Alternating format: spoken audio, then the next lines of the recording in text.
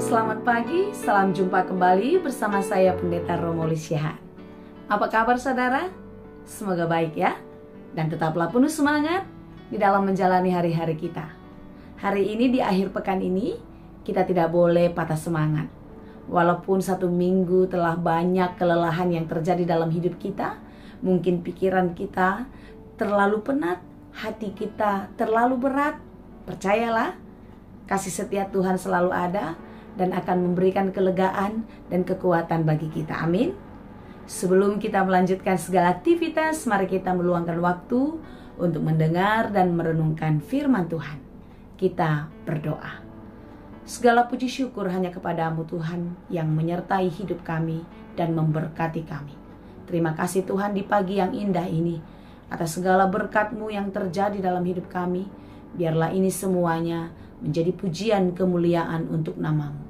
Tuhan, kami mau belajar dalam firman-Mu, dan biarlah firman Tuhan selalu mengingatkan kami untuk tetap bersyukur dan terus melekatkan seluruh kehidupan kami hanya ke dalam tangan-Mu. Terangilah hati dan pikiran kami. Mampukan kami untuk mengerti setiap maksud-Mu di dalam firman Tuhan. Berfirmanlah Engkau ya Tuhan, sebab kami telah siap mendengar.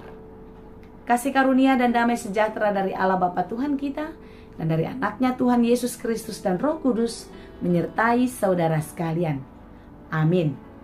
Firman Tuhan untuk kita pada hari ini yang ditetapkan menurut Almanak HKBP Sabtu 23 September 2023 tertulis dalam kitab 1 Tawarikh 16 ayat 8. Dalam bahasa Batak, Sada Kronika 10 Onom ayat 8. Saya akan bacakan bagi kita dalam bahasa Batak dan bahasa Indonesia. Puji hamuma Jehovah, baritahon hamuma goarnai, pabotohon hamuma di tonga-tonga ni akka bangso akka pambahenan nai. Bersyukurlah kepada Tuhan, panggillah namanya, perkenalkanlah perbuatannya di antara bangsa-bangsa. Demikianlah pembacaan firman Tuhan. Saudara yang dikasihi Tuhan, renungan kita pada hari ini tidak jauh berbeda dengan renungan kita kemarin ya. Di hari Jumat tanggal 22 September, di mana kita diajak dan diajar bagaimana bersyukur kepada Tuhan. Hari ini kita belajar tentang bersyukur kepada Tuhan dengan caranya Daud, di mana Daud menyanyikan lagu puji-pujian untuk Tuhan sebagai tanda rasa syukurnya kepada Tuhan.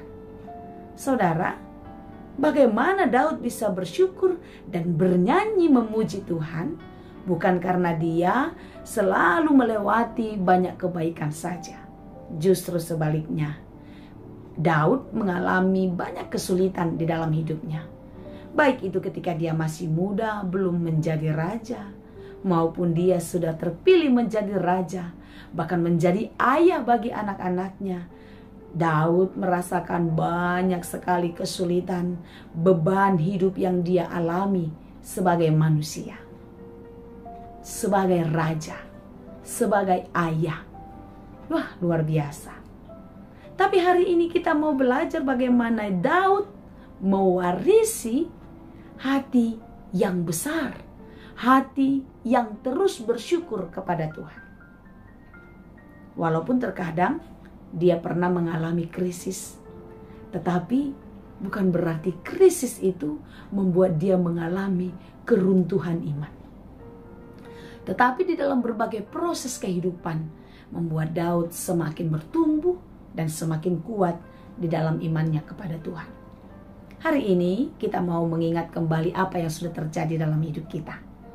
Bagaimana kita terhadap Tuhan ketika kita sedang melewati proses pergumulan, melewati banyak hal kesulitan. Apa yang terjadi dalam hidup kita? Apakah kita terus memuji Tuhan?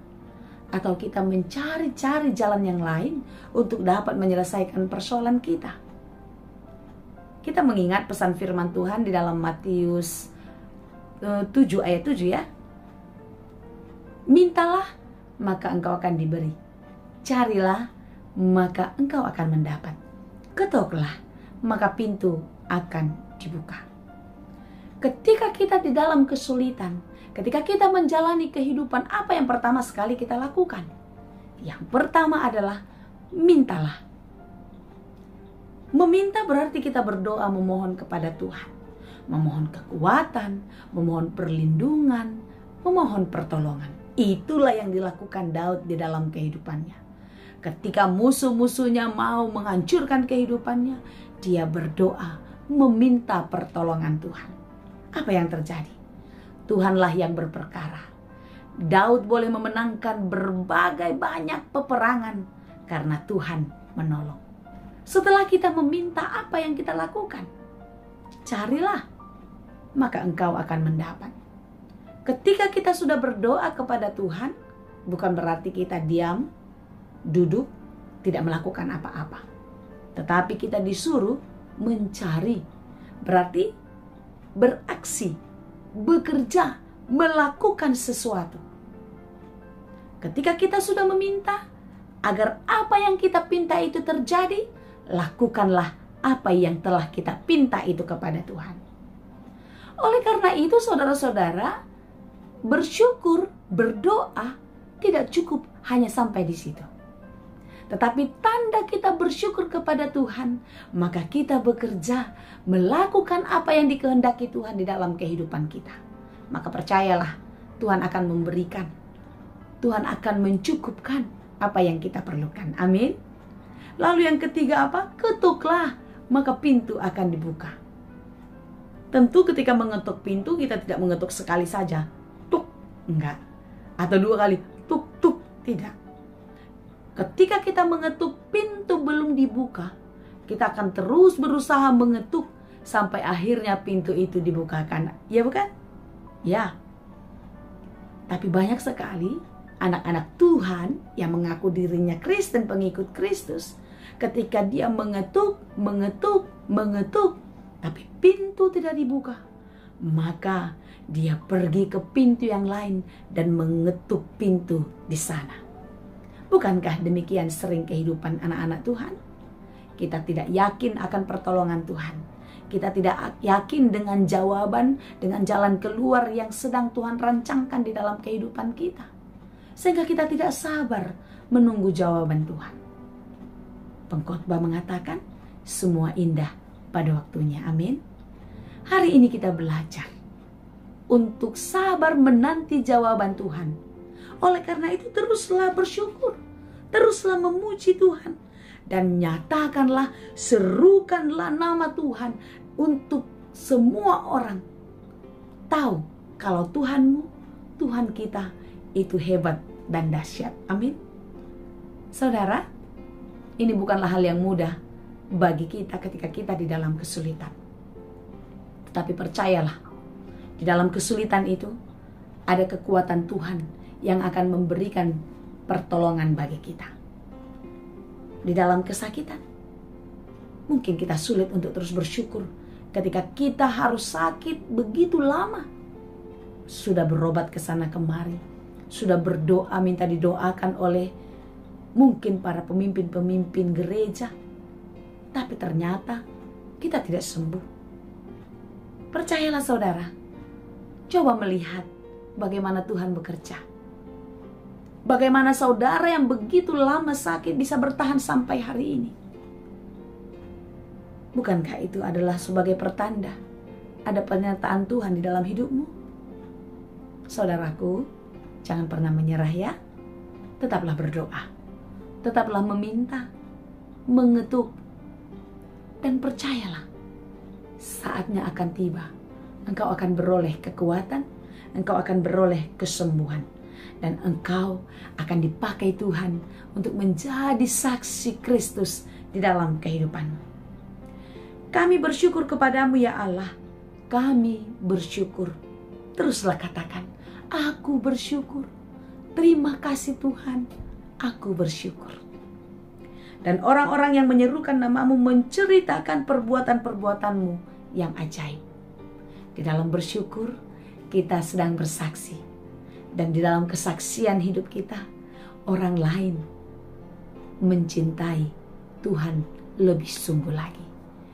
Kiranya hidupmu berarti, hidup kita berarti, berdampak, agar kita boleh menjadi saksi. Kiranya Kristus menolong dan memberkati. Amin. Terima kasih Tuhan untuk firman-Mu hari ini, yang sungguh-sungguh mengingatkan kami akan kebesaran-Mu, akan kasih-Mu menyertai kami. Kami bersyukur kepadamu Tuhan, dan akan terus bersyukur di sepanjang kehidupan kami. Kuatkan dan mampukanlah kami untuk melihat setiap rencana-Mu di dalam kehidupan kami oleh berbagai-bagai peristiwa yang terjadi. Biarlah kami boleh semakin mengenal dan akan terus mencintai-Mu lebih sungguh di dalam kehidupan ini. Berkatilah firman-Mu senantiasa, sehingga kami dimampukan mengerti setiap rencana-Mu di dalam firman-Mu setiap hari. Terima kasih Tuhan.